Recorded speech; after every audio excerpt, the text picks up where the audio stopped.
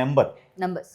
ఇక నంబరు మీరు అన్నట్టుగానే ఇప్పుడు ఇక్కడ మనం అన్ని నెంబర్స్ క్యాలిక్యులేషన్ చేసుకోవాలి. ఒక బస్సుకైనా ఫ్లైట్కైనా మనం తీసుకున్నట్టయితే కనుక ఈ 9వ నెంబర్ రావడం అనేది కరెక్టే మీరు అన్నది. అది లక్కీ నెంబర్గా తీసుకుంటారు కొంతమంది. అయితే ప్రతి సంవత్సరం మనం గమనించినట్టయితే శుక్రుడు, బుధుడు, రాహు, ఆ తర్వాత కుజుడు, ఈ 4 ట్రావెలింగ్ సంబంధించి మనం జర్నీ చేసేదానికి గ్రహాలుగా అనుకూలతగా ఉంటారు.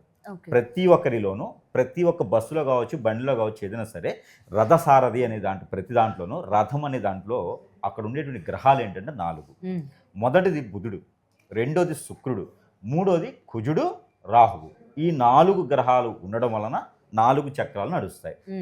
నాకుంది 2 చక్రాలు అంటే 2 చక్రాలు ఉన్నా 4 గ్రహాలు ఉండాల్సిందే. 2 చక్రాల కాళ్ళు ఉంటాయి కదా, అవి కూడా కలెక్షన్ చేసుకోవాలి. అంటే ప్రతి మనం ట్రావెల్ చేసే దాంట్లో 4 గ్రహాలు అనేది సానుకూలంగా ఉంటేనే మనం ట్రావెల్స్ అనేది పూర్తి చేయగలుగుతాం.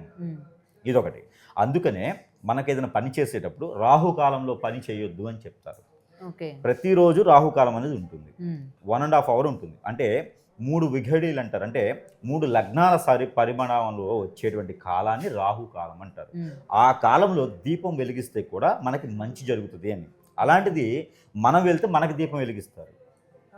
అంటే బయటికి ఏ పని మీద వెళ్తే మంచి పని మీద రాహుకాలంలో పూర్తి చేయడానికి కానీ ఎక్కడైనా దూర ప్రయాణాలు చేయడం కానీ రాహుకాలంలో బయలుదేరకూడదు.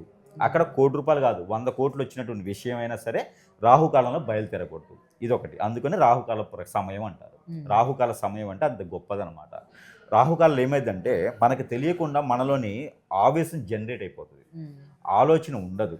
ఎక్కడైనా బస్సు వెళ్తుండి వెనకొచ్చేసి ఆన్ డ్రైవర్ని కొట్టారనుకో మనకి ఇరిటేషన్ వస్తుంది. ముందు ఎవరన్నా ఓవర్టేక్ చేయాలనిపిస్తుంది.